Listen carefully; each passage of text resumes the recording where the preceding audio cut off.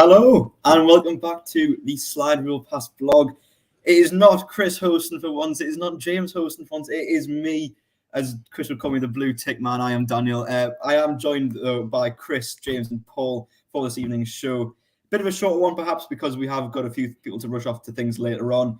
But, lads, firstly, how are we all? Good, thanks, mate.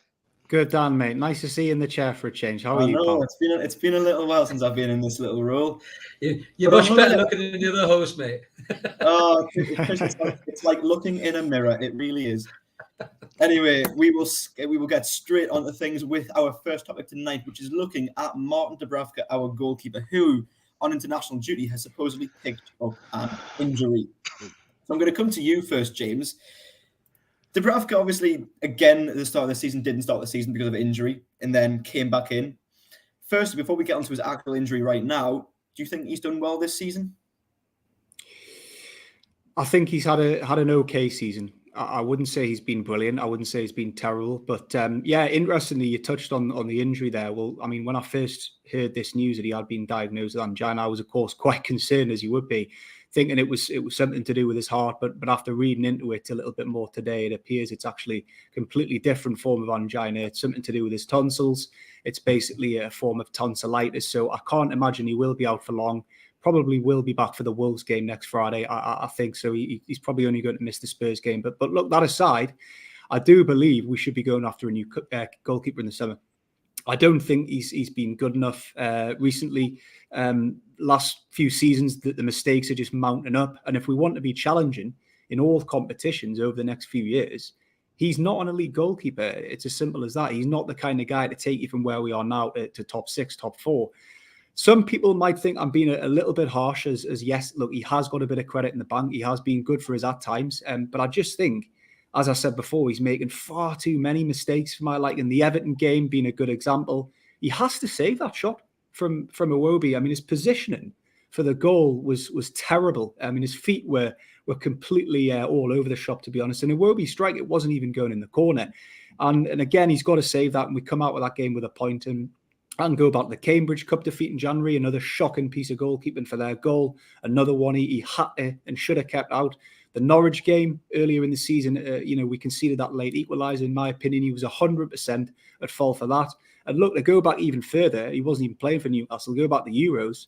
That Slovakia game against Spain, that was probably one of the worst pieces of goalkeeping I've ever seen in my entire life. So, look, I'll give him credit. He is a decent shot stopper, and he has kept us in games at times, but he does have that lack of concentration in him, and especially late on in games, and he can easily just switch off. And finally, I just want to say, I think his distribution is shocking. He's not very comfortable with the ball at his feet. And if you look at the top teams, they all have keepers who can pass it out and transition the play from defence to attack to create opportunities for the wide men or for the strikers. Edison at Man City being a prime example. He gets you, 4 or 5 assists a season alone. And look, we're not at that level yet, but if we want to be competing with the likes of Man City over the next few seasons, we need a top goalkeeper. And personally, I would go for Dean Henderson or possibly Nick Pope in the summer. And I think either of those would be a big improvement on Dubravka. Yeah, very, very good points. Well made there, James. Chris, coming to you next. Obviously, if Dubravka is out injured for a little bit, how much of an issue is that? Of course, yes, James obviously has picked about a few of his faults there, and probably realistically we will go for a new keeper in the summer. But right now, how big of a loss is losing him once again? Of course, we saw Freddie Woodman at the start of the season didn't do too well. Perhaps there was pressure on him. Who knows? Carl Darlow wasn't as good as we know he can be at times. So how big of a blow, even if it's not for too long, is losing Martin Dubravka? I think it's a massive blow at the minute, Dan, to be honest with you. James rightly points out there that Dubravka seems to do the difficult things well and the easy things really badly. So he's kind of a back-to-front goalkeeper. But with Carl Darlow, he went through that purple patch where we all called him from for England and everything else. But Carl Darlow's got numerous ricks in him. He doesn't command his box very well, doesn't communicate with his back four very well. At the minute, we've got a very decent back four, obviously, with the additions of Byrne and Target in particular. But it is a worry because we still need the points. We're not miles out of this relegation picture. I don't think we'll get sucked into it. But losing the keeper, the only keeper we've got, the number one keeper really, is a massive blow. I mean, Gillespie's just got to carry waters, really, isn't he, by the looks of it? And tweeting Ronan Keaton, I think, is what he's good at. He's not a really good goalkeeper.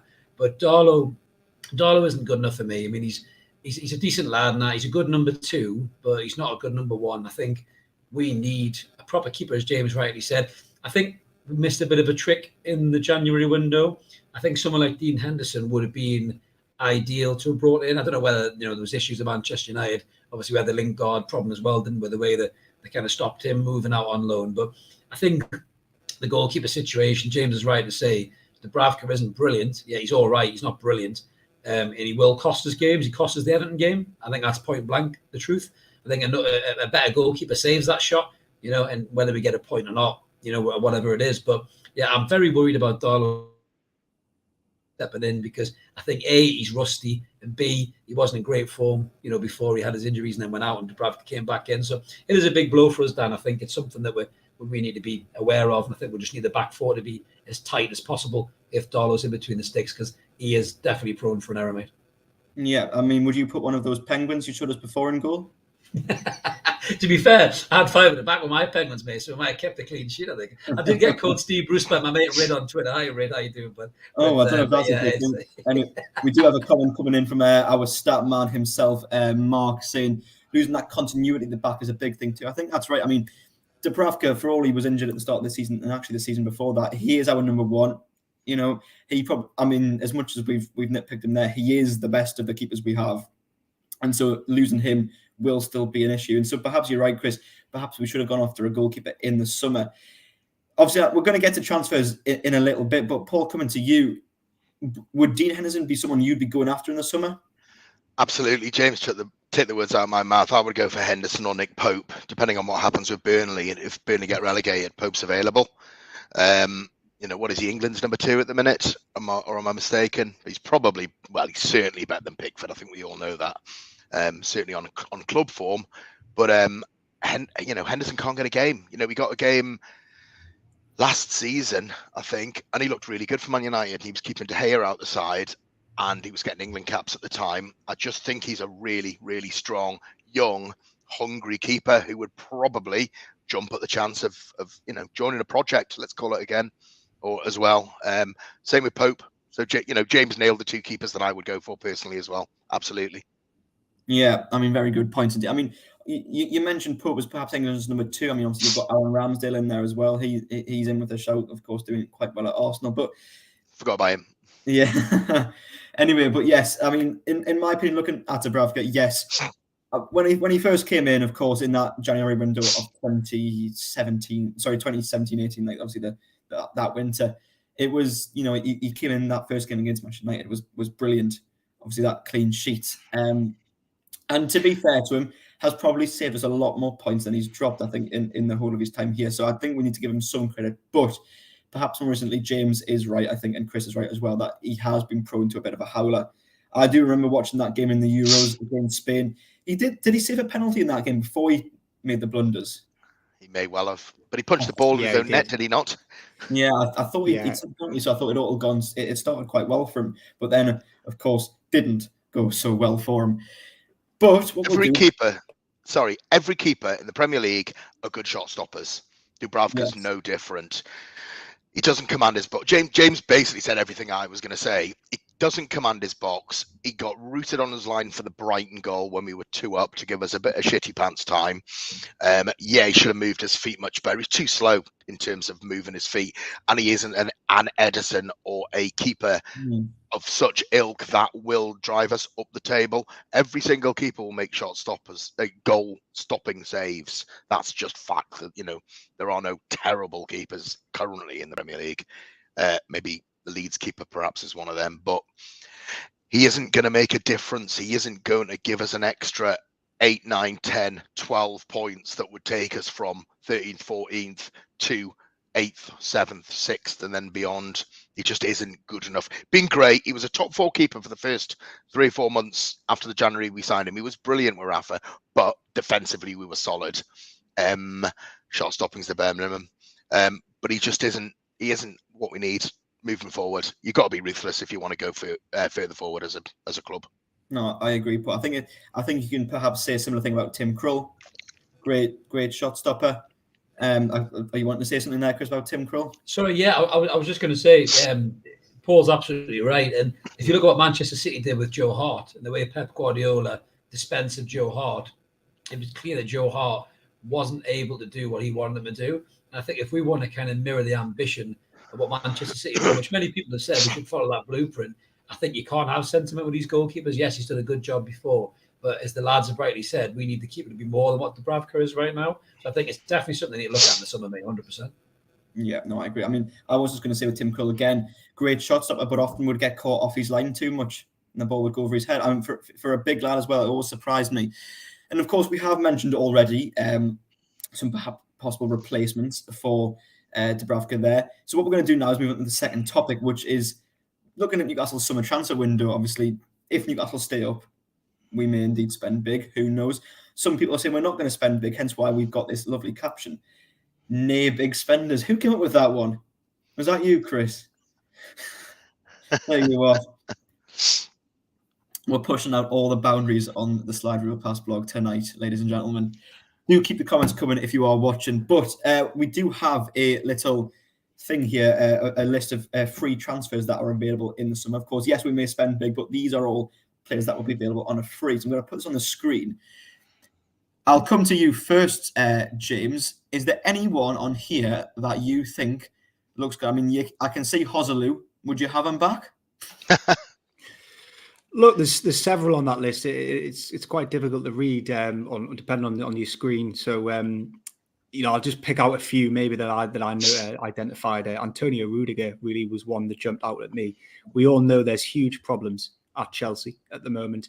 He could be a potential. You look at James Tarkowski, could be a great option at Burnley, obviously, if the Botman deal would fall through, and possibly the likes of Paulo Dybala or Frank Kessie, who are playing in Serie A. But I do think, we might struggle to get some of these top players on a free, the likes of your Rudigers, your Dybalas, and Mbappe's even, just on the basis that it will be harder to convince them to join us over the likes of your Bayern Munich's or Real Madrid's, for example, when we don't have Champions League football next season. And these players, simple fact is, they want Champions League football. But I don't believe there is any grain of truth in this article from the Telegraph that was published earlier this week, claiming we'll be spending less in the summer than the January one. I think it's a load of rubbish, to be honest with you. You've got to remember, this summer window will be considerably easier to navigate with our Premier League status surely guaranteed. We're going to have much longer to negotiate these deals, and we won't be held to ransom like we were back in January with the Sven Botman and Diego Carlos deals. And I can easily see us spending, in excess of £200 million, to be honest. The biggest priority for me is a striker. Chris Wood isn't good enough, and fortunately we can't rely on Callum Wilson. So I think the likes of someone like Darwin Núñez at Benfica, yes, he's not on a free. You're going to have to pay money for him. But he ticks all the boxes, one of the best young strikers in Europe, has played in the Champions League. That there are a lot of other clubs in for him as well. But likes of Man United and Arsenal, but we should be able to offer him much better wages. And I also think a new goalkeeper has to be signed, already discussed. Matty Targett, we'll sign him on a permanent deal. I think we go in for another centre-half, possibly Sven Botman. We revisit that deal, sorry.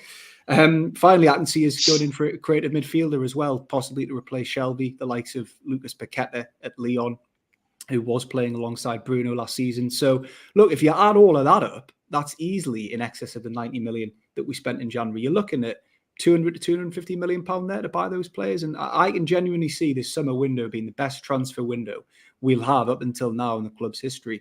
And it will enable us to really go after European football next season. Look, just to summarise, I can maybe see us going in for one or two and a free, but I do think we are going to spend big, Dan. I really do. James, I love the optimism. Is it that shirt? Maybe it is. It's my lucky shirt, mate. Well, of course it is. It is your podcast shirt, and obviously, absolutely, exactly. I wasn't wearing this last week. I wasn't here last week, or was I? Oh, you weren't, yeah. No, exactly. So I can't remember. I wouldn't know. Forget it. Forget it. Honestly, James, I think I tend to agree with you. I can't see Newcastle not going big when, yes, there's this article being published, but when we've got that much money and the owners have set out these plans and ambitions that they did when they came in, I can't see them not just wanting to get started with it and only sort of capping their spending. It just wouldn't make sense to me, to be honest. It wouldn't fit in with the narrative they're already pushing in terms of, like look at the January window, look at all the other things they've done around the club. I mean, I'll come to you next, Paul. James mentioned a striker there. He's mentioned Darwin Núñez. I've heard also rumours about Isak, the Swedish striker, and Patrick Schick, the Czech striker, of course. Both had really good European championships. Anyone else, or would you be looking at any ones I've just mentioned there? Absolutely love them to bid silly money for Haaland. I mean, is he the most complete striker in Europe at the moment? Very possibly. We ain't going to get him, right? But I do think, this is the James Lynch show tonight, by the way. He's just saying everything that we all think. Thanks very much. He's taken everything You'll off the thread. You'll have to go to Paul next. Paul, stop sharing your notes in the chat, mate. He's robbing you blind. I'm going to. Chris and I just window dressing tonight. But James is 100% right in terms of what he says. We will bust the bollocks in this summer and put a marker down to other clubs to say we are here and we are serious about what we want to do with this club in the short, medium and long term. We ain't spending 40 million or 50 million quid. It's an absolute load of horse shit. It's not our money. Doesn't really matter what we spend as long as we are within financial fair play, which we will be due to amortization. But you know, you look at Isak, you look at Núñez, you look at Schick would be tremendous. He's a proven international goal scorer. I know, as is Isak as well. You know, we have to upgrade up front. I think you're right. I think we'll go back in for either Carlos or Botman. We'll certainly sign Target. And, you know, there are the free transfers out there. I'd love to sign someone like Lingard. He needs game time, surely. He showed at West Ham when he went on loan last January how good he was, and he wanted to come here. They just didn't let him go because of the Greenwood thing, I believe, I would imagine. I picked Rudiger as well out of that list, and I think there was one other on there. I can't remember who it was. I can put the list back on if you'd like for 1 second. Yeah, if you don't mind. There's only about 7 million names there. But it was definitely. I mean, you know, there's people in there. You look at Moutinho's 903, Fernandinho's 37. Milner's going to retire, isn't he? Gareth Bale. I mean, good God, Gareth Bale's a massive upgrade on anything that we've got at the minute. If he can get his attitude right, and it's not just coming for the cash and the lovely golf courses up the coast. But you know, there's a lot of certainly older players there that are probably going to hang their boots up. But the three I picked was certainly Rudiger. I'd steer clear of Pogba. Dybala was another one, and Lingard were my three for sure. Yeah, very good. Obviously, James mentioned there that, you know, yes, we'll have the ease of being supposedly a Premier League club next season, which is that guarantee for players. But a lot of those players we have mentioned, you know, they are used to playing Champions League football or European football, which of course we won't have next season. So, Chris, coming to you, do you think that still might be a little bit of an off-put? I mean, then again, of course, we have signed Kieran Trippier in this January window just gone, who was playing European football. So perhaps not. It's an interesting one, Dan, to be honest with you, because, I mean, you're right. A lot of those players have been used to Champions League football and European competitions, but I think they're not getting any younger is the main thing. And certainly for the likes of Gareth Bale, you know, Rudiger, guys like that as well, to be honest with you. I think that, you know, they might be looking at, can they be part of something? Can they get the big wages that they want? Can they get the appearance bonuses and everything else? I mean, Dybala's an interesting one. I mean, Dybala was definitely one of mine as well. I think Lingard on a free. I think Lingard on a free is almost 100% going to happen with Newcastle. I think PK is bang on the money. I think if the Greenwood thing hadn't happened, Lingard would be in black and white now, 100%. So I think that's going to happen. But the lads are right as well. I think that the project and the interest of the project, if we stay in the Premier League and it's a blank canvas next season, which hopefully we won't get sucked into this relegation fight.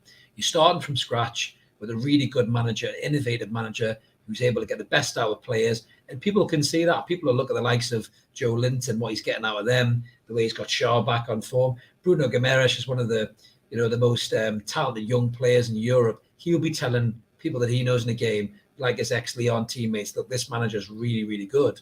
You know, and I think players will have an interest to come to this project and they will have an interest to be involved with it. Champions League, like Kylian Mbappe and Haaland, as PK cheekily said there, you know, that's maybe a few years away. Unfortunately, I think Haaland will be in the Premier League, but it'll be a Manchester City next season, sadly. But I think, you know, those players are like years away from us. But the likes of Botman, you know, the likes of Lingard on a free, you know, even Gareth Bale, you know, I think Gareth Bale proved in the Wales game that he's still a top class player. You know, he's been really unloved at Real Madrid. And, you know, one thing would be sure, he would be loved at Newcastle. Is he the right move? Maybe not. 32 years old, as his best years behind him, possibly. You know, he's maybe turning it on to get Wales to the World Cup, so maybe it's not a good one. But the likes of Dybala, he wants the limelight, he wants the love. You know, 52,000 screaming his name. why not? Give it a go. We've got the money. We're on the world stage. People know who we are. They know what we're all about. They know what our owners are like.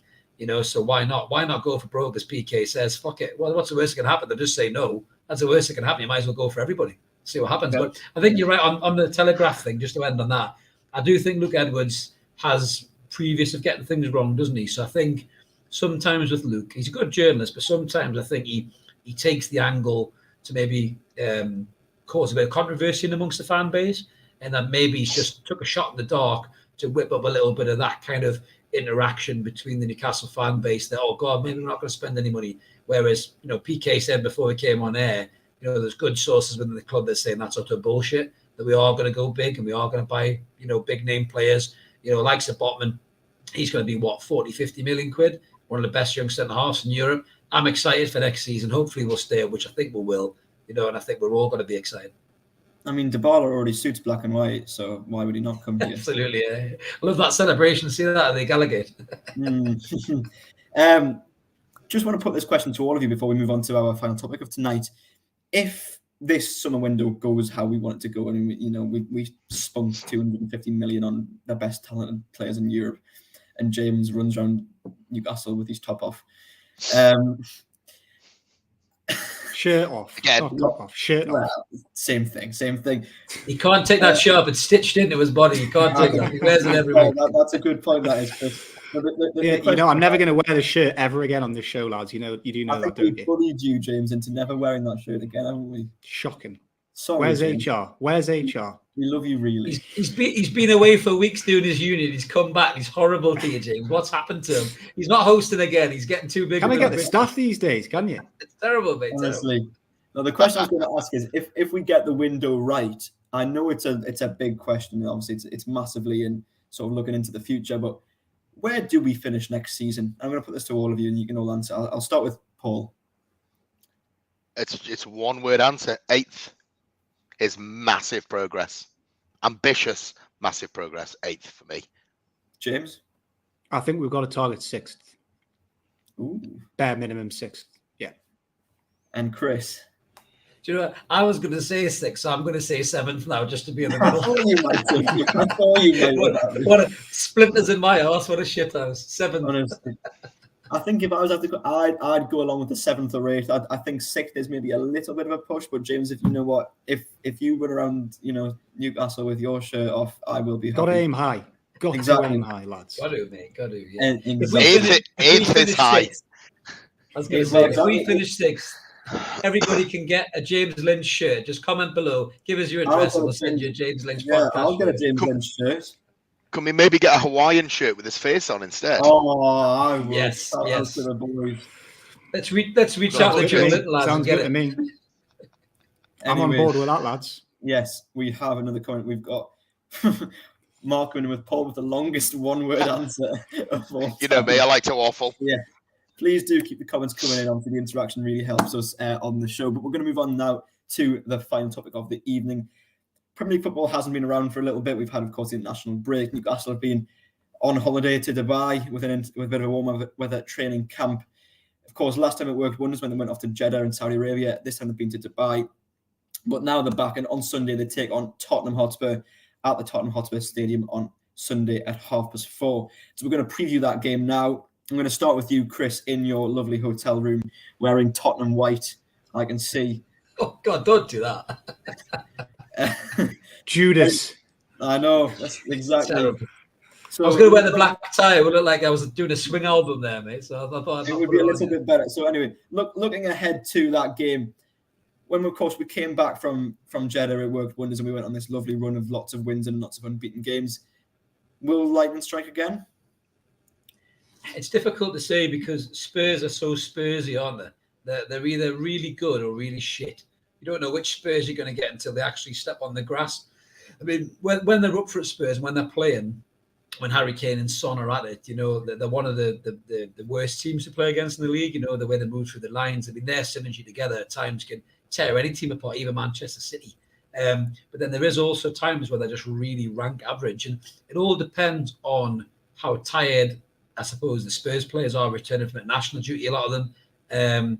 is that going to benefit us? Our lads have been away, training and recuperating. We haven't had as many international players away as they have, not key players anyway. Maybe gives us a bit more time for the likes of Joe Willett to get a rest, Joe Linton to get a rest. They've played a lot of football. They've looked very leggy, very tired. I think the Everton game in particular, the lads look really, really tired. That high energy pressing that Eddie Howe's instilled, which is amazing, with the likes of Fraser and Joe Linton. You can even see them flagging towards the end of that Everton game. And I think that's what cost us the match. So if they're rested and recuperated and they go at Spurs with that vigour, with that energy, Spurs aren't a great side at dealing with that. So we could get something here. For me, I think I see a draw. I think because Spurs can be, like I say, up and down. Hardest team to predict completely. They could show up and beat you 5-0 or they could show up and lose 2-0. It's the weirdest side ever to predict against. I'd hate to have them in my accumulator. But I think I'm going to go for an optimistic 1-1 draw. I think we'll go at them well. I think we'll dig in. We'll keep shape. We'll have high energy in the press, and I think we'll get a draw. I think, mate. I would take a point. I'd snap your hand for a point. I think at this stage right now. To be fair, we have had a bit of a decent, record of form going away to Tottenham in recent years. We've picked up a lot of points there. So I'll come to you next, James. In recent weeks, you have been quite the optimist, and you have been again tonight. Can you say a win?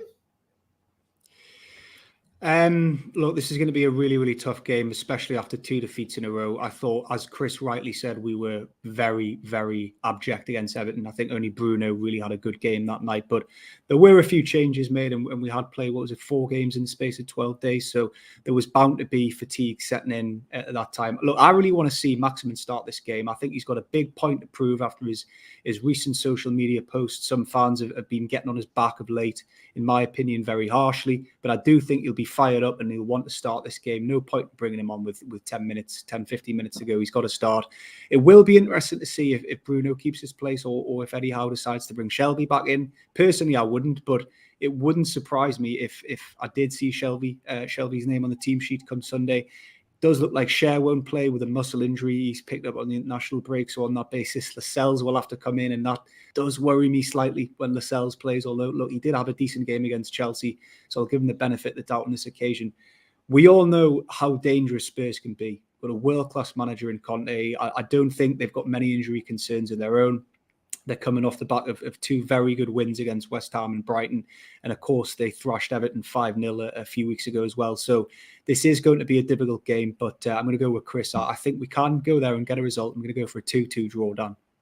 Another draw, another score draw. And we'll finally come to Paul on this. I mean, obviously, James mentions there that, Tottenham don't perhaps have a lot of injury concerns, but yes, they've had a lot of players on international duty.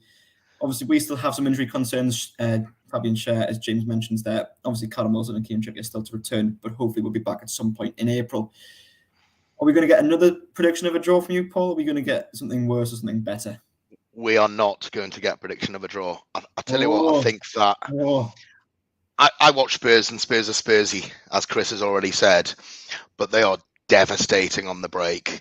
They brought in Kulusevski instead, and he's a step above or class above Lucas Moura, and he settled right in. Bentancur in the centre midfield, I think, is a classy footballer, and Son and Kane are gelling again. They can be a bit shaky at the back, but we don't really have a centre forward that's going to trouble them, unfortunately, because as we know, Chris Wood just ain't bloody good enough. He may go, Eddie Howe might go 3 at the back here on Sunday, to try and stifle a little bit, because we know that Spurs play their best football when sides are coming onto them. Now, look at what we did at Chelsea. We only got beat 1-0, and we were bloody unlucky in their first shot on target. They had 2 shots on target, both from Havertz, and the first one was 75 minute. Should have been a red card. He should have been gone anyway, and we should have had a penalty prior to that. So we were really unlucky at Chelsea. Yeah, we were poor, but poor against Everton. We know that, but we've had a good break. A lot of the players have had a good break. And we're in the final 9. I think it's the last 9 games of the season. That's the last 25% of the season now, and we need a final push. Will we get anything against Spurs? I don't think we will, and I'm not massively concerned if we don't. I think that we've got 3 home games after that. We've got Wolves on the Friday. We've got Palace on the Wednesday, I think, and then we've got Leicester on the Saturday, Sunday. Is that right? Wolves, Fixture list, Leicester, then boys? Palace. Yeah. that is right. Is it? They, for me, they're much more key fixtures, I think, than Tottenham. I think talk about free hit again. I just think it's a bit of a free hit. We're not expected to go there and get anything. I don't think we will get anything. I think we'll get beat 2-0 with Kane and Son scoring. That's just the way I see it. I don't think we'll do anything there. Kane and Son are phenomenal when they gel together. You know, I think have they broken records, if I remember rightly, in terms of their goals and assists? They have. Yeah. Harry Kane's first goal of the season. Anyone? Was against us. James He got a brace that day, didn't he? He did. October. Yeah. First goal. I mean, he never scores in August anyway.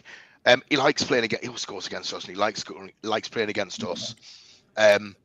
That was the first game after the takeover, wasn't it? It was. Yeah, it was. He was.